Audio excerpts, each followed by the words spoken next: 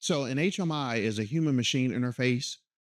So that's similar to a human technology interface. Oftentimes those are used interchangeably. So anytime you're interacting with technology, right, you're typically going to interact via the human machine interface. So for an autonomous vehicle, that human machine interface might be a touchscreen, it might be a combination of buttons.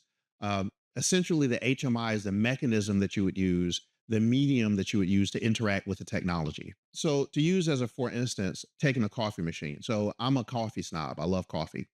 So I have this really fancy coffee machine that me and my wife argued about, and we ended up getting. So it has this really interesting combination of buttons and a touch screen, right? So those buttons and that touch screen would be the human machine interface for that coffee machine.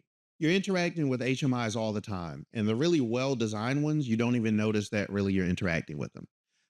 The poorly designed ones really cause a lot of frustration. They cause a lot of challenges. And for people with disabilities, they make the underlying devices really unusable.